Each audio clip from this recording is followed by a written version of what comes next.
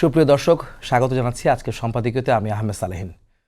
সকল দেশের সাথে সমতা ও পারস্পরিক স্বার্থের ভিত্তিতে সম্মানজনক সম্পর্ক গড়ে তুলতে চায় নতুন সরকার। সবার আগে বাংলাদেশ, এই নীতিকে দেশের পররাষ্ট্রনীতির মূল ভিত্তি হিসেবে নির্ধারণ করা হয়েছে। প্রধানমন্ত্রী তারেক রহমানের এই নীতিকে এরই মধ্যে সমর্থন জানিয়েছে চীন। দেশটি আশ্বস্ত করেছে, বাইরের কোনো চাপ বা তৃতীয় পক্ষ চীন বাংলাদেশ সম্পর্ককে প্রভাবিত করতে পারবে না। অন্যদিকে পারস্পরিক শ্রদ্ধা ও অভিন্ন স্বার্থের ভিত্তিতে দ্বিপক্ষীয় সম্পর্ক এগিয়ে নিতে আগ্রহ প্রকাশ করেছে ভারত। প্রাসঙ্গিক বিষয় নিয়ে আজকের সম্পাদকীয় কূটনৈতিক তৎপরতা, বাংলাদেশ ফার্স্ট। আর এই বিষয় নিয়ে কথা বলতে স্টুডিওতে উপস্থিত আছেন অধ্যাপক ডাক্তার মওদুদ আলমগীর পাভেল, আহ্বায়ক মিডিয়া সেল বিএনপি, এবং ব্যারিস্টার নাজিবুর রহমান, সংসদ সদস্য জামাত ইসলামী। দর্শক, আপনারাও এই আলোচনায় অংশ নিতে পারেন। এই জন্য আপনাদের ফোন করতে হবে টেলিভিশনে দেখানো নম্বরে। এছাড়া ফেসবুকের মাধ্যমেও আপনাদের মন্তব্য পাঠাতে পারেন। আলোচনা শুরুর আগে জানিয়ে দিব আজকের প্রধান শিরোনামগুলো। সচিবালয়ে প্রধানমন্ত্রীর কর্মব্যস্ততা। শাহজালাল বিমানবন্দরের 3rd টার্মিনাল দ্রুত চালুর নির্দেশ। স্বচ্ছতা নিশ্চিত করে দেওয়া হবে ফ্যামিলি কার্ড।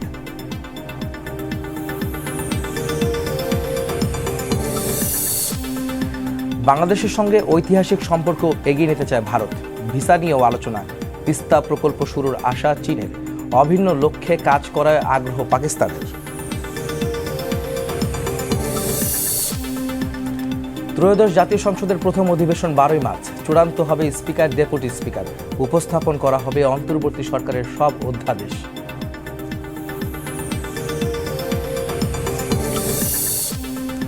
রাজনীতি মুক্ত হবে শিক্ষা খাত। সব কারিকুলাম আসবে এক ছাতার নিচে। শিক্ষক কর্মচারীদের বেতন সহ ন্যায্য দাবি প্রধানমন্ত্রীর কাছে উত্থাপনের আশ্বাস মন্ত্রীর। এবং শুল্ক চুক্তির ভবিষ্যৎ নিয়ে চলতি সপ্তাহে যুক্তরাষ্ট্রের সঙ্গে আলোচনায় বসছে বাংলাদেশ, জানালেন বাণিজ্য সচিব। বিশ্বব্যাপী শুল্ক বাড়িয়ে 15% করলেন ট্রাম্প।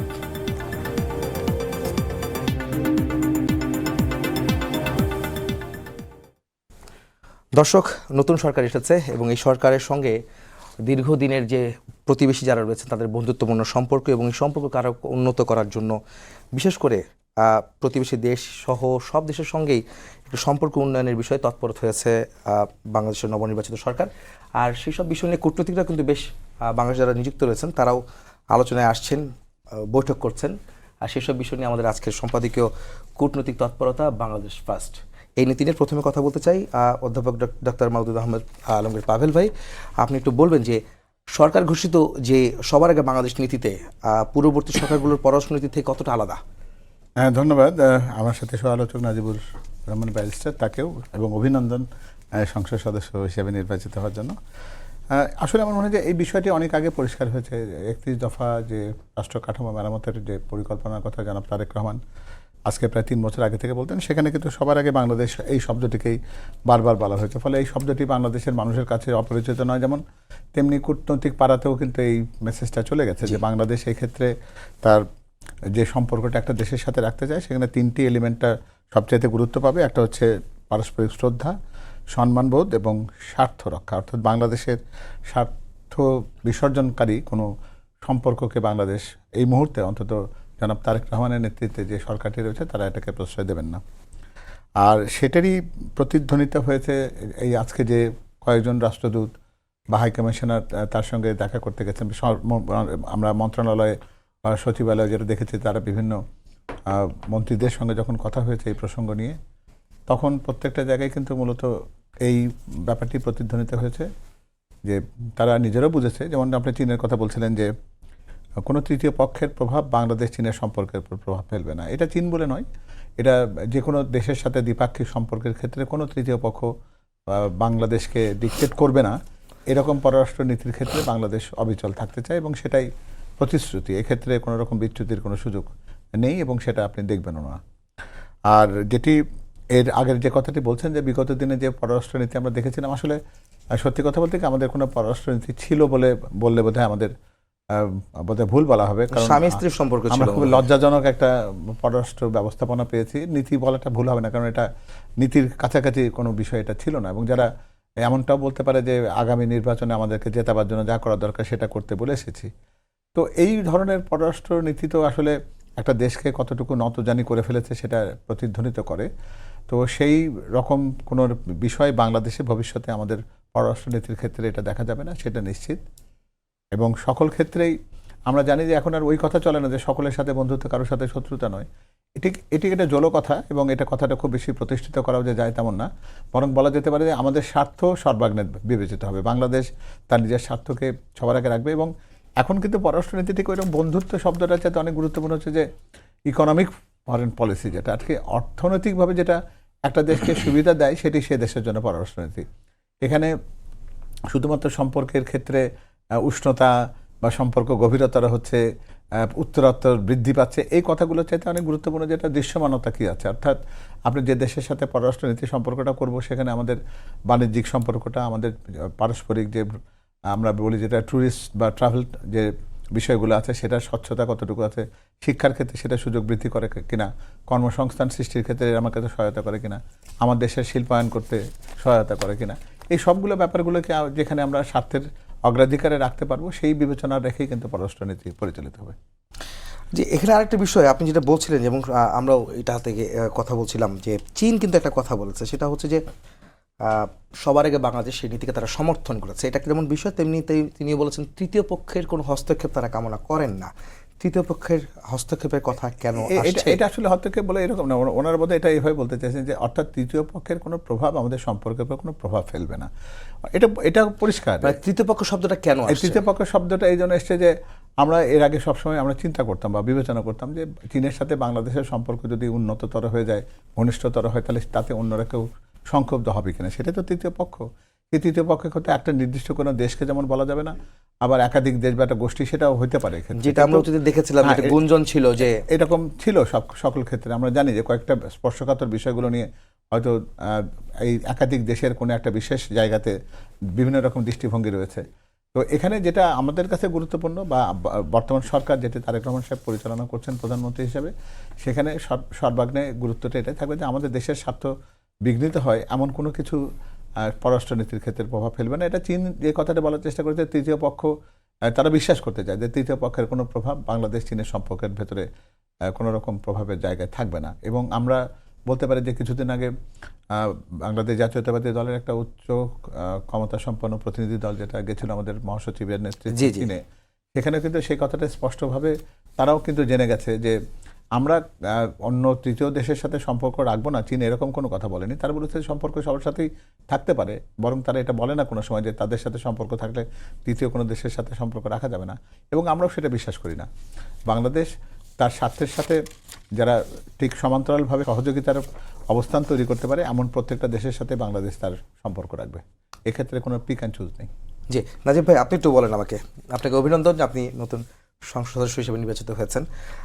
আপনি যে কথা শুনছিলেন যে সবার আগে বাংলাদেশ, এই নীতিকে আসলে জামাত কিভাবে দেখে? জামাতের অবস্থান কি বর্তমান সরকারের? এই নীতিকে সাধুবাদ জানাই।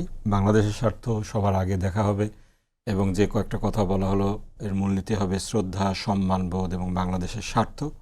অবশ্যই এটাকে সাধুবাদ জানাই আমরা, এবং এই নীতির উপরে অটুট থাকবেন আমরা এটা বিশ্বাস করতে চাই। এই ক্ষেত্রে যেটা বিষয়টা রয়েছে ইন্ডিয়া ফ্যাক্টর, এটা কিন্তু এলিফ্যান্ট ইন দ্য রুম বলা যায়, যে এটা একটা বিশাল বিষয় আমাদের জন্য, কিন্তু এটা নিয়ে কেউ কথা বলেন না। আমাদের কিন্তু একটা ন্যাশনাল কনসেনসাস, জাতীয় ঐক্যমত্য ক্ষেত্রে প্রতিষ্ঠিত হওয়া উচিত।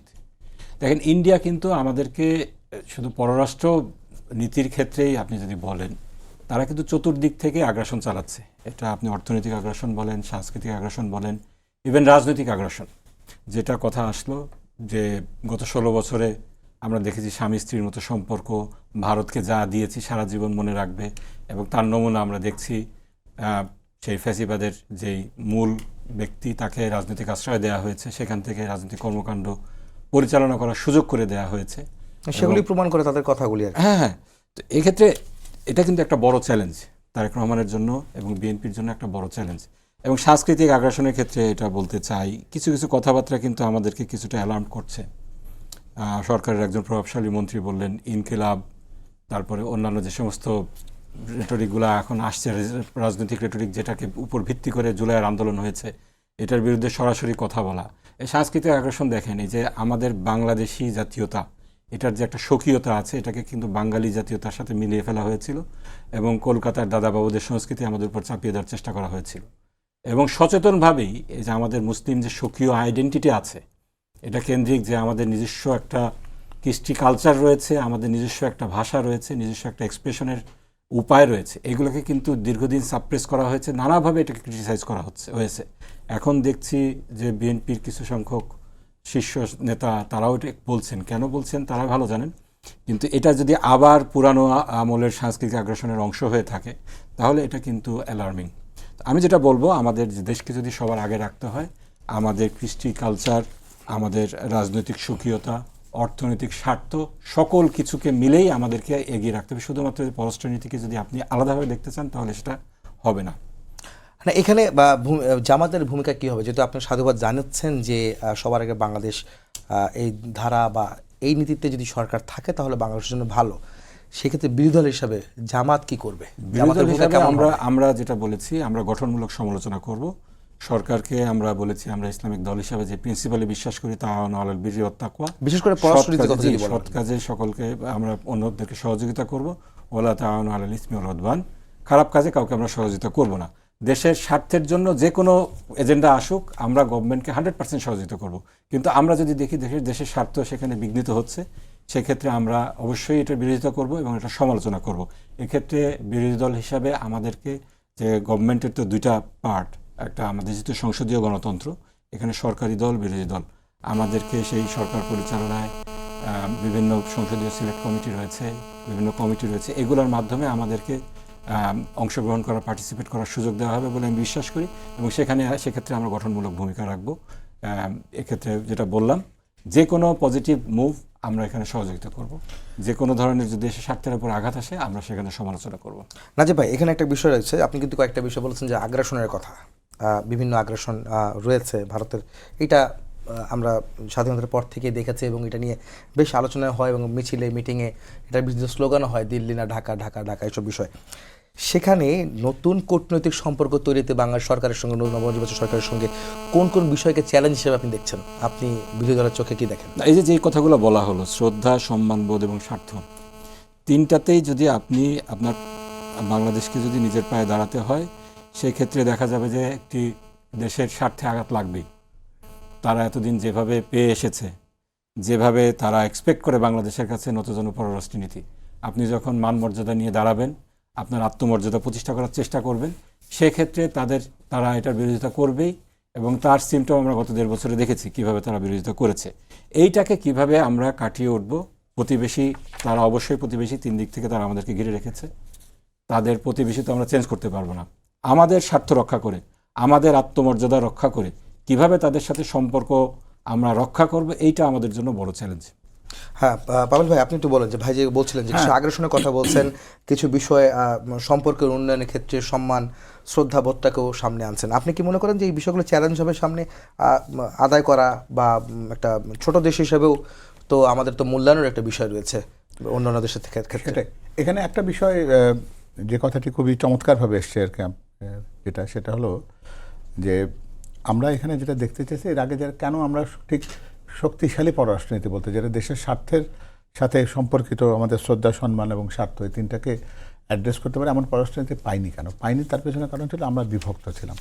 বিভক্ত হলো, একটা গ্রুপ ছিল যারা শতভাগ তাদের প্রতি তাদের আনুগত্য প্রকাশ করেছে শুধুমাত্র ক্ষমতায় প্রতিষ্ঠিত থাকবার জন্য, আর বাকি দেশের মানুষ যারা, তারা এটাকে কেউই পছন্দ করেন। সেটা আমরা যেমন করিনি, ওই আমাদের জামায়াত ইসলাম তারাও করেনি।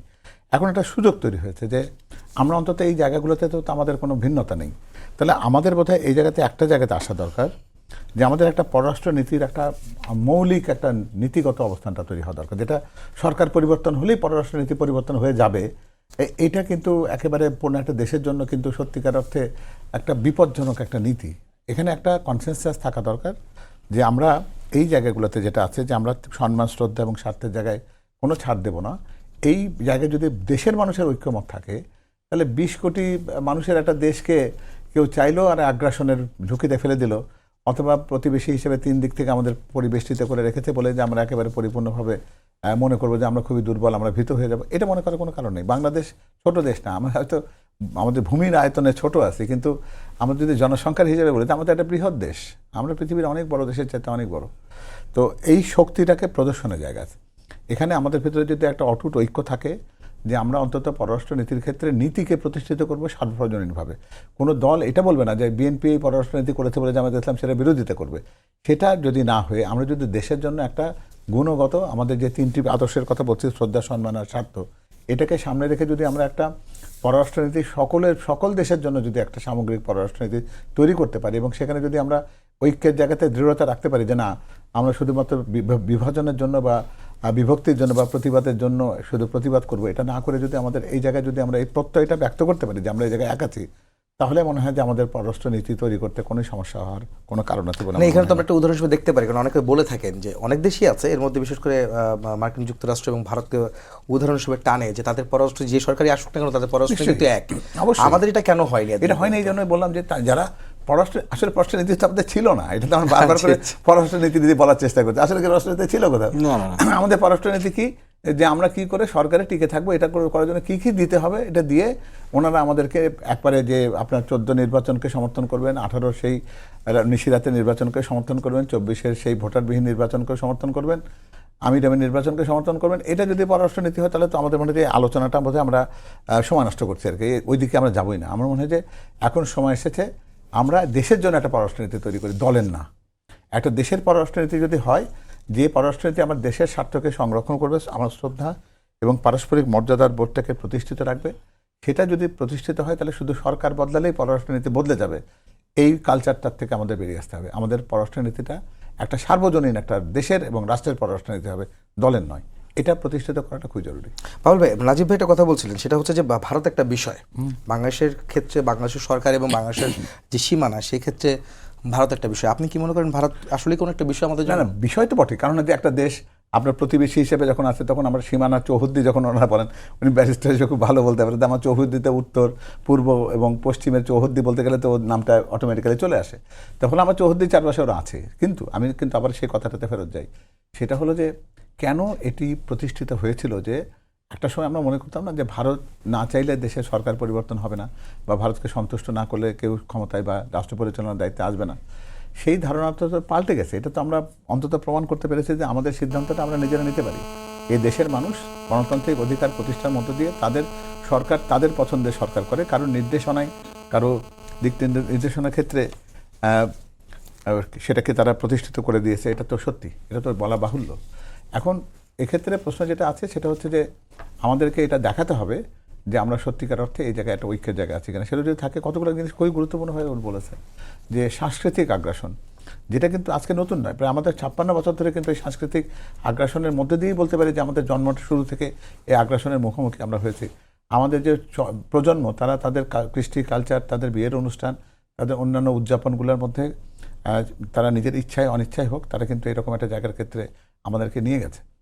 এটা একটা জায়গা যেমন আছে, সেটার দিকে খুব বেশি গুরুত্ব দিয়ে দেখা দরকার। কারণ সাংস্কৃতিক জিনিসটা হলো আপনার পরিচয়ের ক্ষেত্রে যদি কোনো দুর্বলতা থাকে, তখন কিন্তু পরবর্তী যে সোপানগুলো আছে সেই সোপানগুলো অতিক্রম করা সোজা হয় না।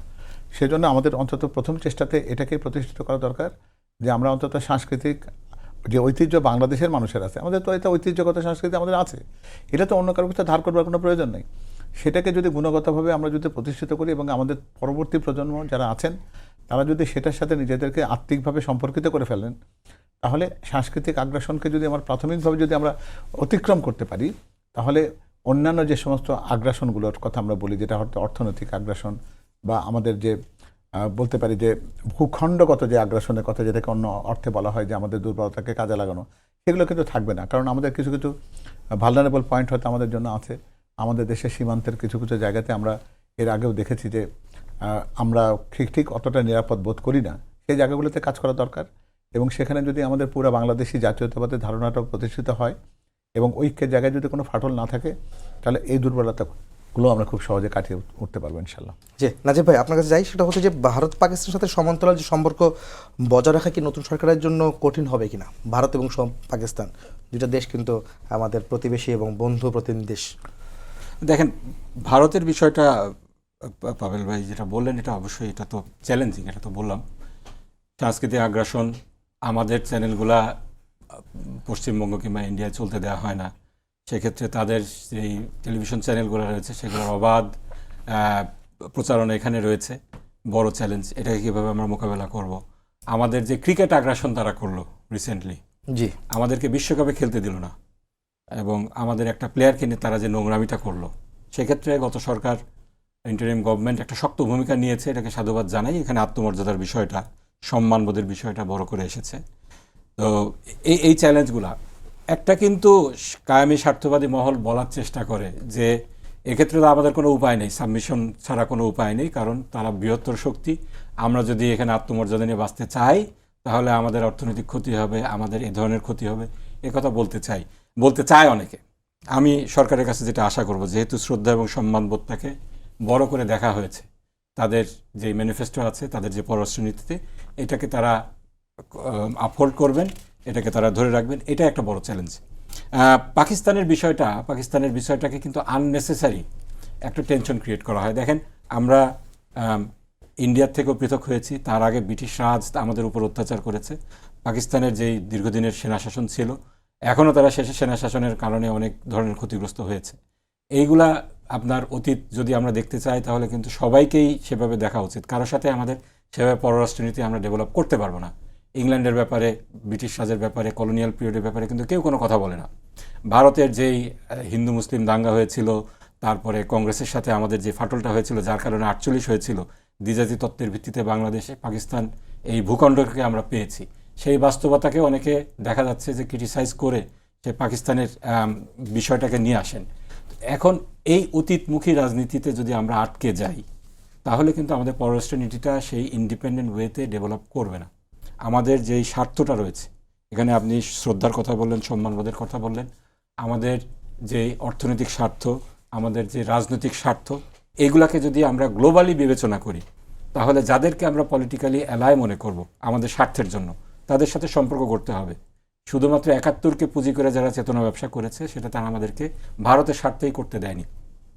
এজন্য ইভেন আপনার শেখ মুজিবুর রহমানের সময়ও অনেক ক্রিটিসিজম আছে, কিন্তু তাদের পররাষ্ট্রনীতিতে কিন্তু উনি যেটা করেছিলেন, ভুট্টোকে কিন্তু আমাদের দেশের স্বার্থেই দেশে থেকে এনেছিলেন এবং ওআইসির সাথে সংযুক্ত হয়েছিলেন। এই যে মুসলিম উম্মার যেই সাথে যে কানেকশনটা, আমাদের স্বকীয়তার স্বার্থে, আমাদের অস্তিত্বের স্বার্থে এটা দরকার। এজন্য আপনার পাকিস্তানকে শুধুমাত্র সেই একটি কারণে শত্রু বানিয়ে রাখবেন, এটা কিন্তু হবে না। এটা যদি আমরা করি তাহলে আমাদের যে স্বার্থ রয়েছে এখানে কিন্তু কম্প্রোমাইজ হয়ে যাবে। সেজন্য আমি যেটা চাই গভর্নমেন্টের কাছে, আমরা যেটা আশা করি, আমাদের ইন্ডিপেন্ডেন্ট ওয়েতে, আমাদের নিজেদের স্বার্থে যাদের সাথে কূটনৈতিক সম্পর্ক স্থাপন করা জরুরি, যাদের সাথে অর্থনৈতিক সম্পর্ক স্থাপন করা জরুরি, যাদের সাথে আমাদের বিভিন্ন ধরনের যে চিঠিগুলো রয়েছে করা জরুরি, তাদের সাথে করতে হবে। এক্ষেত্রে আপনার কোনো এই ধরনের কোনো কোয়ার্টার, কোনো দেশ অখুশি হবে, এটাকে চিন্তা করা উচিত না। এক্ষেত্রে আমাদের দেশের স্বার্থকে সর্বাঙ্গে প্রাধান্য দেওয়া উচিত। এখানে একটা বিষয়, যেমন বলেন যে চীন ভারতের কথা, ভারত আর পাকিস্তানের কথা যখন বলছি, তখন কিন্তু আমরা রিসেন্ট দেখেছি 14 বছর পরে কিন্তু বাংলাদেশ আর পাকিস্তানের সরাসরি ফ্লাইট চালু হয়েছে, কিন্তু আমরা এটা দেখছি। এটা তো একটা সাইন যে তাদের সাথে সম্পর্ক একটা উন্নয়নের বিষয় আসছে। এদিকে ভারতও কিন্তু ভিসা যে বন্ধ ছিল 1.5 বছর, সেটাও কিন্তু চালু করার একটা উদ্যোগ ইতিমধ্যে নিয়েছে। এগুলোকে আসলে কীভাবে দেখেন? না, এগুলো তো সাধুবাদ জানাতেই হবে। আপনি ভারত চাইলেই মানে যে শূন্যতা তৈরি হয়েছে, শূন্যতাকে কাটছে কিনা? শূন্যতা কাটছে বলা যাবে না, এই সরকারের কেবল শুরু।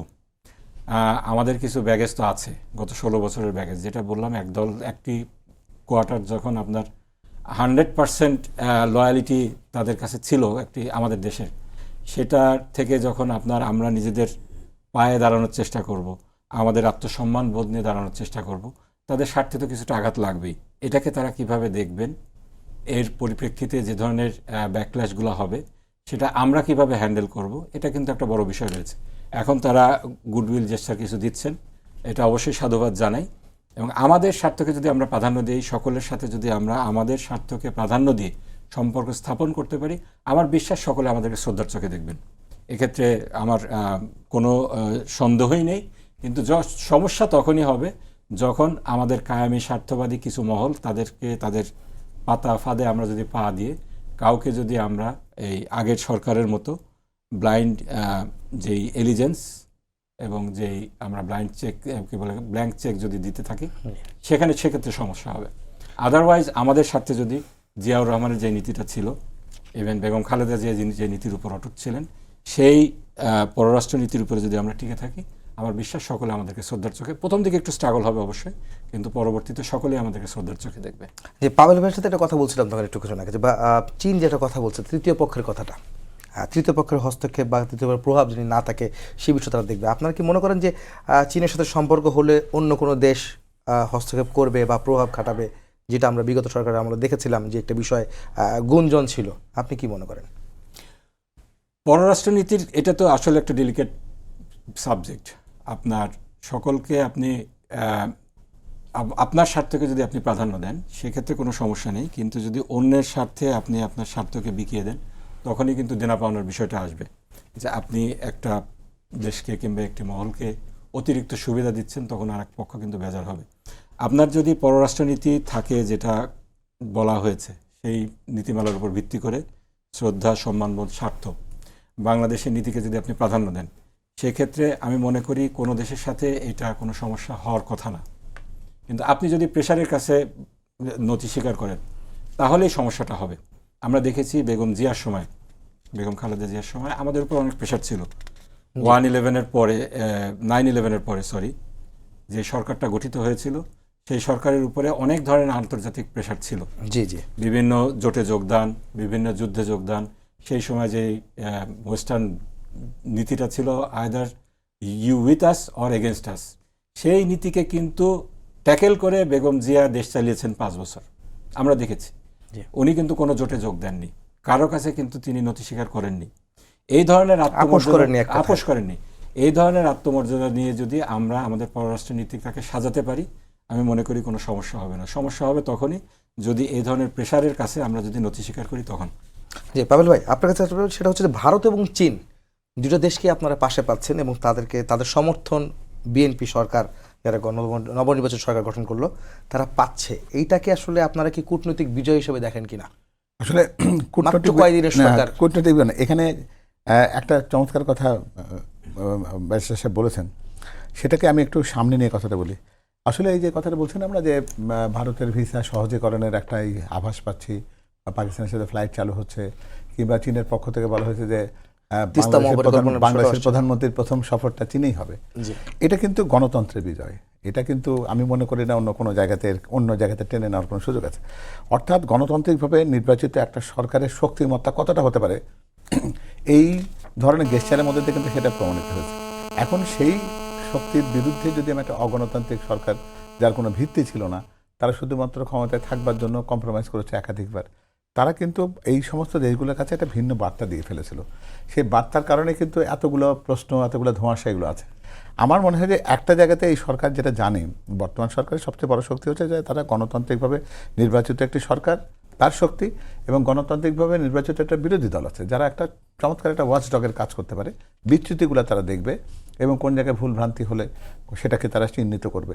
এই সমন্বিত গণতান্ত্রিক শক্তি যদি অটুট থাকে, তাহলে এই কোথাকার কোথায় কি ভাবলো, কে কী চিন্তা করলো, কোথায় কে মনে তৃতীয় পক্ষ দ্বিতীয় পক্ষ, এগুলো আলোচনার কোনো জায়গায় পাবে না, কোনো সুযোগই থাকবে না। তখন একটা জিনিসই হবে যে যেমনটি আমরা দেখেছি যে শহীদ রাষ্ট্রপতি জিয়াউর রহমান তিনি তো ভারতের কাছ থেকে গ্যারান্টি ক্লজ সহ কিন্তু গঙ্গা পানি চুক্তি করেছিলেন। আমরা তালপট্টিতে আগ্রাসনের প্রতিবাদী হতে দেখেছি। বাংলাদেশ জাতীয় সংসদের জাতিসংঘের যে নিরাপত্তা পরিষদের অস্থায়ী সদস্য নির্বাচিত হয়েছে জাপানকে পরাজিত করে। বিশ্বব্যাপী আল-কুদস কমিটিতে সদস্য হয়েছে, ওআইসিতে একটা লিডিং রোল প্লে করেছে তারা। এই সমস্ত ব্যাপারগুলো হয়েছে কখন, যে আমরা একটা বাস্কেট কেসের বাংলাদেশ, কেন তখন একটা শক্তিমত্তা তৈরি হয়েছিল যে আমরা ভিক্ষুক ছিলাম না, আমরা খাদ্যে স্বয়ংসম্পন্ন হয়েছিলাম, গণতান্ত্রিকভাবে নির্বাচিত একটা সরকার ছিল। এই শক্তিটাকে আমরা কখনো কাজে লাগাতে পারিনি। নতুন করে একটা সুযোগ তৈরি হয়েছে। অতীতের ভুলভ্রান্তি যাই হোক না কেন সেগুলোকে আমরা উদাহরণ হিসেবে রাখি, ইতিহাস হিসেবে রাখি, সেই ইতিহাস থেকে আমরা শিক্ষা নিই এবং ভবিষ্যতের জন্য এই গণতান্ত্রিক শক্তিটাকে আমরা আমাদের সবচেয়ে বড় শক্তির আধার হিসেবে বিবেচনা করি। ফলে সরকারি এবং বিরোধী দল মিলে অন্তত পররাষ্ট্রনীতির ক্ষেত্রে এখানে তো বিরোধিতা করবার কিছু নেই। আমার দেশের স্বার্থ, শ্রদ্ধা, সম্মানের যে জায়গাতে আমরা অভিন্ন থাকতে চাই, সেটা যদি থাকে তাহলে তৃতীয় পক্ষের কারো কোনো দিক নির্দেশনা, কোনো ডিকটেশনের কোনো সুযোগ থাকবে না, কেউ চেষ্টাও করবে না। বরং সবাই চেষ্টা করবে যে কী করে আমাদের সাথে সুসম্পর্ক রাখা যায় এবং একটা উইন উইন সিচুয়েশন থাকুক, এতে কোনো আপত্তি নেই। তো ভারত বলি, পাকিস্তান বলি, চীন বলি, মার্কিন যুক্তরাষ্ট্র বলি বা ইউরোপিয়ান ইউনিয়ন বলি, প্রত্যেকের সাথে যদি একটা উইন উইন সিচুয়েশন থাকে, আমি যদি বুঝি যে এতে আমার কোনো লোকসান নেই, আমি অর্থনৈতিকভাবে আমি লাভবান হই, তারাও এখানে ক্ষতিগ্রস্ত হচ্ছে না বা আমাকে কোনো চ্যারিটি করছে না, এই ভাবনাটা বা এই বিশ্বাসটা যদি আমাদের কার্যক্রমের মধ্যে দিয়ে যদি প্রতিষ্ঠিত হতে পারে, তাহলে এই যে কথাগুলো আমরা বলি যে ধোঁয়াশা সৃষ্টি করতে চাই, অমুকের প্রভাব, অমুক দেশ জি। আমাদেরকে ডিক্টেট করে, এই কথাগুলো আসবে না আসলে। জি পাবল ভাই, আরেকটা বিষয় সেটা হচ্ছে যে প্রধানমন্ত্রী হওয়ার পর অর্থাৎ ক্ষমতায় জয়লাভ করার পর আপনারা সার্কের কথা বলছিলেন। সার্কের একটা প্রশ্ন এসেছিল প্রেস কনফারেন্সের দিন, তারেক রহমান তিনি বলেছিলেন যে সার্ককে আবার পুনরুজ্জীবিত করার বিষয়ে তিনি আলোচনা করবেন। সেই বিষয়টাকে আসলে কতদূর কি করছেন আপনারা, কিভাবে এগোবেন? সার্ক অনেকদিন যাবত যেটা ছিল, নাজিব ভাইকে এই প্রশ্নটা থাকবে, সময় একেবারে আমার না, হাতে আমি কম। জানি খুব অল্প সময় আছে আমাদের। জি। সার্কের ব্যাপারে কিন্তু অবস্থানটা পরিষ্কার। আপনারা জানেন যে শহীদ রাষ্ট্রপতি জিয়া রহমান তিনি সার্কটা প্রতিষ্ঠিত করেছিলেন বলতে গেলে, হয়তো তার সূচনাটা উনি দেখতে পারেননি। বড় চ্যালেঞ্জ ছিল, এই কথাটা কেউ ভাবেনি। সেই সময় আসিয়ান এবং ইউরোপিয়ান ইউনিয়নকে দেখে উনি মনে করেছেন যে আমাদের একটা অর্থনৈতিক জোট হতে পারে। এই জায়গায় সমস্যার কেন্দ্রবিন্দু কিন্তু রয়েছে পাকিস্তান এবং ভারতের মধ্যে, তাদের দ্বিপাক্ষিক সম্পর্কের যে টানাপোড়েন। তো আমরা যদি সার্কের রাজনীতির ঊর্ধ্বে যদি রাখতে পারি এবং এখানে যদি অর্থনৈতিকভাবে একটা দেশ, কারণ এই দক্ষিণ এশিয়ার এই এলাকাটা কিন্তু সাংস্কৃতিকভাবে কিন্তু বলতে গেলে এক এবং অভিন্ন ছিল দীর্ঘদিন। একটা অভিন্ন কাঠামোর মধ্য দিয়ে কিন্তু এই মোগল সাম্রাজ্যের কথা বলি বা ব্রিটিশ অখণ্ড ভারতের কথা বলি না কেন, তখনকার কিন্তু একটা পরিপূর্ণভাবে একটা একই রাষ্ট্র ব্যবস্থাপনার মধ্যে দিয়ে এটা পরিচালিত হয়েছে। সেখানে আমরা অর্থনৈতিকভাবে একজন আরেকটা দেশকে সহযোগিতা করলে যদি আমরা একে অপরকে যদি উপকৃত করতে পারি বা নিজেরা যদি সমৃদ্ধ হতে পারি, তাহলে সেই সুযোগটাকে কেন কাজে লাগাবো না? যেন তারেক রহমান প্রথমেই বলেছেন যেটা উনি পুনরুজ্জীবিত করার কাজ করবেন, সেটা অবশ্যই সময় 30 সেকেন্ড সময় আছে। নাজিব ভাই, আপনি একটু বিষয়টা বলেন, সার্কের বিষয়টা আপনি কিভাবে দেখছেন? সার্কের বিষয়টা অবশ্যই গুরুত্বপূর্ণ। এক্ষেত্রে ভারত আমাদেরকে, যেহেতু আমাদের ওরা আসলে সার্কের মধ্যে সকলের সাথে যে সম্পর্কটা আছে এটা তারা চায় না, একপাক্ষিক সম্পর্ক চায় এবং সেখানে তারা ডোমিনেট করতে চায়, যার কারণে সমস্যাটা হয়েছে। ইন্ডিয়া পাকিস্তানের সাথে যে সমস্যাটা, আমরা কিন্তু একটা গুরুত্বপূর্ণ রোল প্লে করতে পারি এই সমস্যাটা। যেমন বিশ্বকাপ ক্রিকেট নিয়ে যে সমস্যাটা হয়েছিল, আমাদের সভাপতি আমির ইসলাম বুলবুল সেখানে যে এক ধরনের কম্প্রোমাইজ করে দিয়েছেন, এটা আমরা যদি অব্যাহত রাখতে পারি সার্কের মধ্যে, এটাও কমে। আমি 10 সেকেন্ড একটা জিনিস বলি। আমাদের এই গত সরকারের সময় দেখেছি অনেক চুক্তি কিন্তু ভারতের সাথে হয়েছে যেগুলো কিন্তু পাবলিক ডোমেইনে এটা ট্রান্সপারেন্সি ছিল না। আমি আশা করব যে আমাদের যে পার্লামেন্টারি কমিটিগুলো হবে এখানে জবাবদিহিতা নিশ্চিত হবে এবং ট্রান্সপারেন্সিটা নিশ্চিত হবে। জি, আপনার দুজনকে ধন্যবাদ জানাচ্ছি। সবাইকে ধন্যবাদ জানিয়ে শেষ করছি আজকের সম্পাদকীয়। আগামীকাল আবার দেখা হবে একই সময়ে। শুভরাত্রি।